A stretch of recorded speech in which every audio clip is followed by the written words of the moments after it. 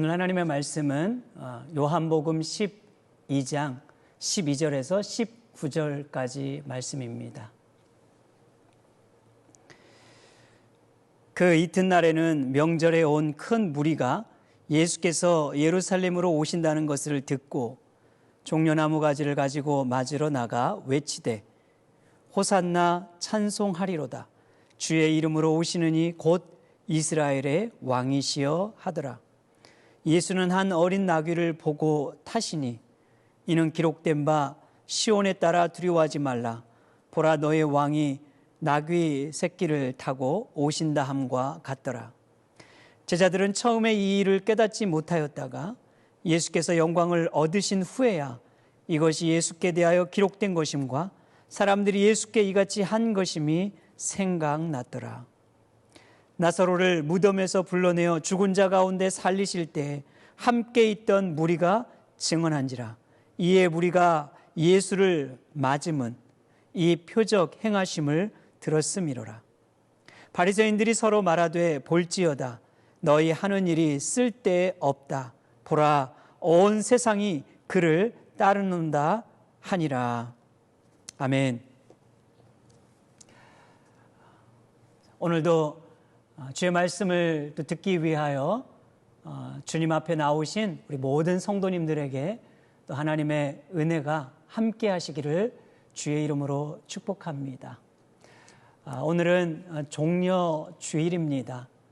종려주일은 예수님께서 십자가에 죽으시기 위하여 마지막으로 예루살렘에 입성하신 날이며 바로 고난주간의 첫 시작인 주일이라고 말할 수 있습니다. 이제 코로나가 시작되고 이제 두 번째 고난주간을 맞이하고 있는데요. 오늘 이 종려주일을 통해서 아버지께서 맡겨주신 그 사명을 다하기 위하여 예루살렘으로 올라가신 그 예수님의 모습을 되새겨보면서 함께 은혜를 나누고자 합니다. 종려주일이라고 이제 부르는 것은 무리들이 예수님을 환영하기 위하여 종려나무를 가지를 흔들었던 것에서 유래되었습니다. 마태, 마가, 누가는 벤 나무가지라고 기록하고 있지만 오늘 요한복음에서는 종려나무 가지를 흔들었다 이렇게 구체적으로 묘사하고 있습니다. 여러분 13절 말씀 보십시오.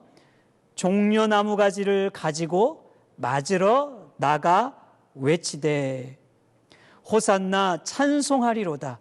주의 이름으로 오시느니 곧 이스라엘의 왕이시여 하더라. 아멘. 백성들은 왜 많은 나무 중에서도 종려나무 가지를 흔들었을까요? 구약 성경에 비추어 보면 이 종려나무의 의미는 샘, 의로운 통치자, 승리 이런 뜻을 가지고 있습니다.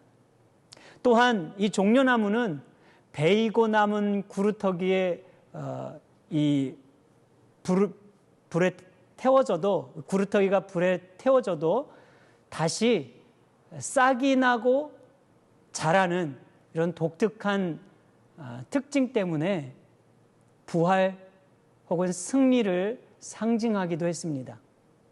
이러한 종려나무 가지와 관련된 이제 역사적인 사실이 있음을 우리가 알 수 있는데요. 여러분 알렉산더 중심으로 이제 헬라 세계가 온 세계를 장악하고 있을 때 유대 공동체가 당시 이 에피파네스 안티오쿠스 4세 에피파네스에 의해서 이제 심각한 그런 핍박을 받게 되었습니다. 그들은 유대인들을 잔인하게 살해했고 율법을 파기시켰으며 할례를 금지시켰지요. 또한 성전 안에 제우스 신을 세워서 숭배하기도 했고요. 유대인들이 가장 부정한 동물로 여기는 돼지 피를 뿌리기도 하며 그들을 모독했던 것이에요. 이에 붕괴한 유대인들이 당시 제사장 마카비 가문 중심으로 혁명을 일으키게 됩니다. 전쟁을 일으키는 것이지요. 그리고 결국 이 전쟁에서 유대인들이 승리하게 되며 독립을 하게 됩니다. 그리고 이제 BC 165년에 성전을 다시 되찾아서 깨끗하고 정결하게 하죠. 그리고 이 날을 기념하여 지켰던 절기가 있었는데 바로 수전절이라고 말합니다. 여러분, 이때 이 전쟁의 승리를 축하하기 위하여, 기쁨을 표시하기 위하여 많은 백성들이 흔들었던 것이 바로 종려나무 가지였습니다. 신약시대에 많은 사람들은 이처럼 종려나무 가지를 군사적 승리의 상징적인 의미로 생각하고 있었던 것이지요. 여러분, 그런 의미는 오늘 이 말씀에서도 우리가 확인할 수가 있어요. 오늘 13절 보세요. 호산나 찬송하리로다, 그렇게 말하죠. 이 호산나라는 말은 지금 구원하소서, 이런 뜻 아닙니까? 또 그리고 이어서 주의 이름으로 오시느니 곧 이스라엘의 왕이여, 이렇게 고백하는 것을 볼 때 당시 무리들은 예수님이 자신들을 구원하여 주시고 건져주실 이스라엘의 왕으로 믿고 있었다는 것을 알 수가 있는 것이지요. 이처럼 당시 이스라엘 백성들은 자신들이 마치 불에 탄 종려나무의 그루터기와 같다고 생각하고 있었습니다. 역사적으로 여러분이 이스라엘은 강대국들 틈바구니에 끼어서 아주 수많은 고통을 받아왔습니다. 지금 이때에도 로마의 지배와 압제 속에서 아무런 대항도 하지 못한 채 힘없이 살아가고 있었어요. 그렇게 좌절과 절망 속에 있었던 그들에게 어느 날 예수에 대한 소문은 한 줄기 빛처럼 다가왔습니다. 온갖 병자들을 고치고 또 오병이어로 5,000명이라 먹이는 그런 기적들을 들었을 때 많은 사람들의 귀가 솔깃하게 된 것이죠. 심지어 죽은 나사로를 살렸다는 그 놀라운 소식을 들었을 때 아마 큰 충격에 휩싸였던 것 같아요. 그래서 많은 이들이 예수님께 몰려왔습니다. 여러분, 오늘 18절 보면 이렇게 말해요. 무리가 예수를 맞음은 이 표적 행하심을 들었음이로라. 그래야 죽은 나사로를 살리신 그 예수님에 대한 소식을 듣고, 이 말이에요. 그 표적을 듣고 그들이 예수님께로 몰려왔다는 이야기였습니다. 이때 예수님께 몰려든 인파가 어느 정도였는지 우린 정확히 알기는 어려운데요. 유대인 역사가였던 요세푸스가 그 6월절 명절에 몰려든 인파가 약 270만 정도였을 것이라고 추정하는 것을 보면 많은 이들이 예수님을 환영하기 위하여 몰려들었던 것이지요. 그들은 열광적으로 예수님을 환영했습니다. 어느 정도 이 무리들이 예수님을 환영했는지 그 열광적인 반응을 오늘 12절과 13절에 보면요, 세 가지 동사로 이렇게 묘사합니다. 예수님이 예루살렘에 오신다는 소식을 듣고, 이렇게 12절에 말하죠. 듣고, 그런 다음에 종려나무 가지를 가지고 맞으러 나가, 이렇게 말했어요. 나가. 이 말은요, 흥분된 마음으로 그냥 앞다투어 뛰쳐 나갔다는 그런 말이에요. 예수님을 더 빨리 보기 위해서 뛰어갔다는 얘기지요. 그리고 외치되, 이렇게 말했어요. 외치되. 마가는 소리를 지르되, 이렇게 말했고요. 누가는 큰 소리로, 이렇게 말하고 있습니다. 이 외치되라는 말은 그냥 소리를 질렀다, 이 정도가 아니라 정말 막 열광적으로 소리를 크게 질렀다는 거예요. 마치 전 세계적으로 유명한 BTS 가수를 보기 위해서 열광하듯이, 유명한 연예인들을 보기 위해서 막 손을 들고 소리를 치듯이 그렇게 예수님을 열광적으로 열정적으로 환영했던 것입니다. 여러분, 왜 이렇게 무리들이 예수님을 환영했을까요? 예수님이라면 로마를 물리치고 이스라엘의 영광을 다시 회복시켜 줄 분이라고 믿었기 때문입니다. 경제를 다시 회복시켜 주시고 그리고 먹을 것과 입을 것을 책임져 줄 수 있는 분이라고 확신했던 것이에요. 그러니까 그들은 어떤 지금 예수를 원하고 있었던 거예요? 바로 정치적인 예수예요. 정치적인 메시아를 원했던 것이지요. 그들은 예수님이 바로 그들을 구원해 줄 정치적인 메시아라고 믿었던 것입니다. 그러나 여러분, 오늘 우리의 시선을 주목시키는 예수님의 모습은 무리들이 기대했던 것과 전혀 다른 모습이라는 걸 알 수가 있습니다. 예수님의 예루살렘 입성은 너무나 초라했습니다. 군마를 타고 멋지게 들어오신 것이 아니라 그분은 바로 어린 나귀를 타고 초라하게 입성하고 계셨기 때문입니다. 여러분, 14절 말씀 보십시오. 예수는 한 어린 나귀를 보고 타시니, 그리고 15절에서 이렇게 기록하고 있습니다. 이는 기록된 바 시온에 따라 두려워하지 말라. 보라, 너의 왕이 나귀 새끼를 타고 오신다 함과 같더라. 아멘. 여러분, 요한은 예수님께서 이 어린 나귀를 타고 오신 그 이유를 약 500년 전 스가랴 선지자의 하신 그 예언의 말씀을 성취해 주시기 위함이라고 밝히고 있습니다. 그래서 스가랴 이 9장 9절에 보면요, 이렇게 기록해 주고 있어요. 시온에 따라 크게 기뻐할지어다. 예루살렘에 따라 즐거이 부를지어다. 보라, 내 왕이 내게 임하시나니 그는 공의로우시며 구원을 베푸시며 겸손하여서 나귀를 타시나니 나귀의 작은 것 곧 나귀 새끼니라. 아멘. 여러분, 이 말씀을 보면요, 좀 다른 점을 알 수가 있는데 사도 요한은 이 스가랴서의 말씀을 매우 간략하게 기록하고 있다는 점입니다. 스가랴에 보면은 크게 기뻐할지다 라는 말이 있는데 이 사도 요한은 두려워하지 말라로 기록해 주고 있습니다. 아마 이것은 당시 종교 이 지도자들이 예수님에 대해서 적대적인 그런 상황 속에서요, 그러니까 공개적으로 예수님을 따른다는 것은 상당한 위험이 있었다는 걸 보여주는 것 같아요. 그럼에도 불구하고 예수님이 참된 메시아여 구원자이시기 때문에 두려워하지 말라고 그렇게 말씀하고 있습니다. 또한 스가랴서에는 겸손하여져서라는 말이 있는데 이 말도 빠져 있는 것을 알 수가 있습니다. 사도 요한은 왜 겸손이라는 단어를 뺐을까요?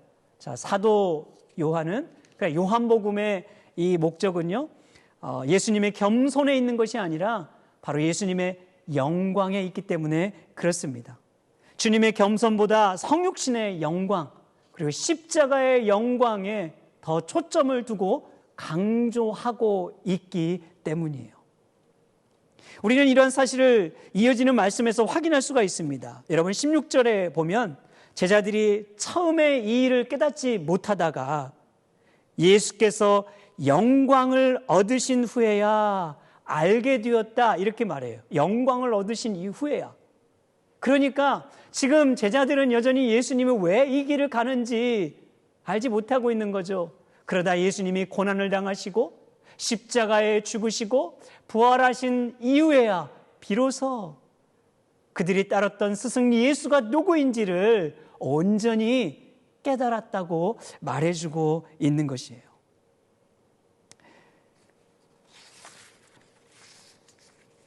오늘 사도 요한은 요한복음 12장 23절에서도 이렇게 기록하고 있습니다. 예수께서 대답하여 이르시되 인자가 영광을 얻을 때가 왔도다. 인자가 영광을 얻을 때가 왔도다. 그렇게 하시면서 예수님 자신을 일컬어 바로 한 알의 썩은 미랄이 되셨다고, 땅에 심겨져 죽은 한 알의 썩은 미랄로 자신을 비유하고 계신 것입니다. 이렇듯 사도 요한은 주님께서 궁극적으로 드러내시고 보여주실 바로 십자가의 그 영광에 초점을 두고 계속적으로 증거하고 있는 것입니다. 보라, 왕이 내게 임하였도다. 이 스가랴 선지자의 증거대로 예수님은 온 인류의 왕이시고 만왕의 왕이시며 온 세상의 왕이십니다. 오늘 19절에서도 바리새인들이 이렇게 말했어요. 보라, 온 세상이 그를 따르도다. 이것은 그들이 마치 자조 섞인 한탄을 하는 것인데요, 그 한탄을 통해서도 예수님이 누구이신가? 온 세상의 왕이시라는 것을 간접적으로 드러내고 있는 것입니다.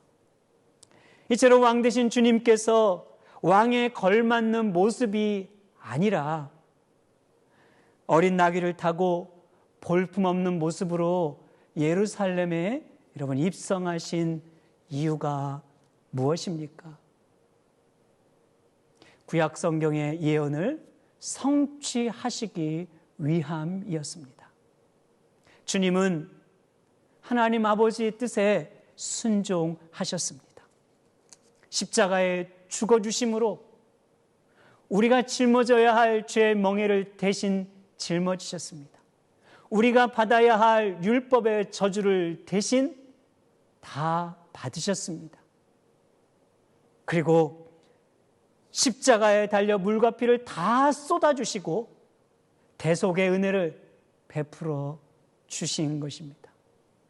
예수님은 십자가 영광을 보여주시기 위하여 이 땅에 오신 참된 겸손의 왕이셨습니다. 여러분, 우리는 누군가 낮은 자리에 앉으라고 말하면 내가 누군데 내가 왜 낮은 자리에 앉아야 돼? 라는 그런 우리 마음에 불편함이 들어오기도 하고 또 반발이 생길 때가 있지 않습니까? 하지만 주님은 내가 누군데 라고 충분히 말할 법도 하고 불평할 수도 있었을 텐데 그분은 단 한마디도 하지 않으시고 온전히 그리고 묵묵히 아버지의 뜻에 순종하셨습니다. 주님은 모든 특권을 포기하셨습니다. 모든 권리를 내려놓으셨습니다. 그리고 자신을 낮추셨습니다. 무력으로 이 땅을 다스리는 왕이 아니라 평화의 왕으로 오셨고 자기를 위하여 타인을 희생시키는 왕이 아니라 타인을 위하여 기꺼이 자기를 희생시킬 수 있는 겸손의 왕이셨습니다. 사랑하는 성도 여러분, 저는 오늘 이 종료주일을 우리가 보내면서 예수님의 이 겸손을 다시 한번 생각해 보며 배울 수 있는 저와 여러분이 되기를 바라겠습니다. 여러분, 무리들을 보십시오. 처음에는 종려나무 잎사귀를 들고서 아주 열광적으로 환영하며 최고의 정말 찬사를 보내지 않았습니까? 자, 그런데 바로 몇 장 뒤로 가면 이렇게 열광하고 환호하던 무리들이 어떻게 변했나요? 눈에 도끼를 품고 예수를 죽이라고 소리쳤습니다. 열광적으로 소리친 것이에요. 왜 이렇게 변했습니까? 무엇이 그들을 이렇게 변하도록 한 것입니까? 여러분, 그것은 그들이 생각하는 기대와 예수님이 달랐기 때문이었습니다. 예수님을 따르기 위하여, 환영하기 위하여 몰려들었던 그 무리들 가운데 자기를 부인하고 예수님을 따르고자 하는 사람들은 단 한 사람도 없었습니다. 그것이 예수님으로부터 등을 돌리게 한 이유예요. 왜? 그들은 예수님이 누구인지를 제대로 알지 못했기 때문입니다. 자신들의 유익과 자신들의 목적과 자신들의 필요를 채워주기 위하여 예수님을 생각하고 있었지, 예수 그리스도께서 진정 왜 이 땅에 오셔서 그 고난의 길을 가셔야 하는지를 깨닫지 못하고 있었습니다. 여러분 어떻습니까? 오늘 우리의 모습은 어떠합니까? 여러분들의 기대와 예수님의 모습이 맞습니까? 나귀를 타고 오신 예수님이 여러분의 기대에 합당하십니까? 아니면 여러분들도 우리 목적을 위하여 예수님을 필요로 생각하고 있는 건 아닙니까? 기억해야 합니다. 여러분, 신앙의 핵심은 그리스도의 영광입니다. 그 영광이란 다름 아닌 십자가입니다. 십자가가 영광인 것입니다. 만약 우리가 이 진리를 붙잡지 못한다면 우리 또한 처음에는 예수님께 몰려들었지만 나중에는 그분을 향하여 등을 돌린 이들과 별반 다르지 않을 것입니다. 아니, 오늘 우리도 예수님을 열광하고 환영하며 따르고 있는 듯 하지만 어느 순간 우리 또한 그 예수를 향하여 돌변하여 예수를 배척하고 예수를 떠날지도 있는 것입니다. 여러분, 요한계시록에서 나귀를 타신 예수님과 전혀 다른 예수의 모습을 우리에게 묘사해 주고 있는데요. 계시록 19장 11절 말씀 이렇게 기록합니다. 또 내가 하늘이 열린 것을 보니 보라, 백마와 그것을 탄 자가 있으니 그 이름은 충신과 진실이라. 그가 공의로 심판하며 싸우더라. 아멘. 나귀를 타고 초라하게 예루살렘에 입성하셨던 그 예수님과 너무나 확연히 다르게 다시 오실 주님은 백마를 타고 천군 천사를 호령하며 권세 있게 이 땅에 오신다고 말씀하고 있습니다. 그분은 이 땅에 오셔서 우리를 위하여 싸워주실 것입니다. 진정한 승리를 주시는 것입니다. 공의를 베풀어 주시고 심판을 행하실 것이며 그리고 사단을 멸하실 것입니다. 그리고 주의 백성들과 성도들에게 완전한 구원을 성취시켜 주시며 영원한 영생복락을 누리게 하실 것입니다. 여러분, 이것이 바로 신자의 소망입니다. 우리가 살아가는 삶의 길이 힘들고 어려울지라도 우리가 이 소망을 바라보면서 우리 믿음으로 인내할 수 있어야 합니다. 여러분, 오늘 이 소망을 붙들고 있습니까?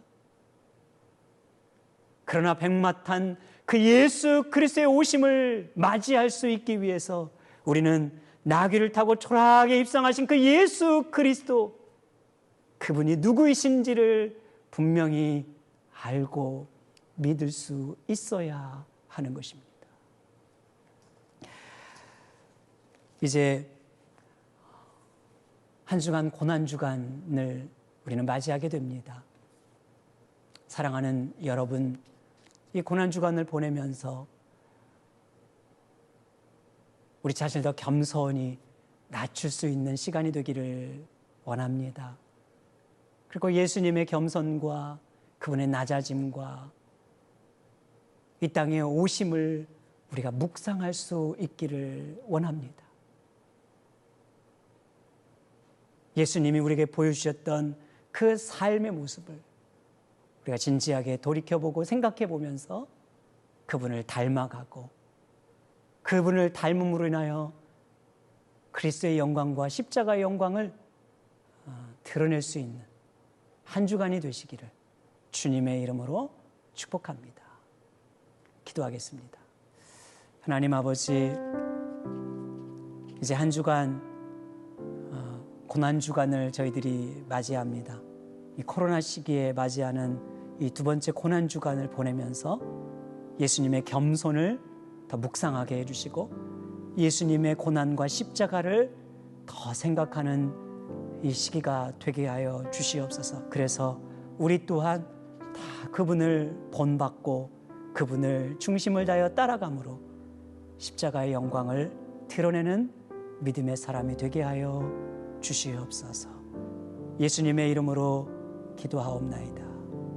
아멘.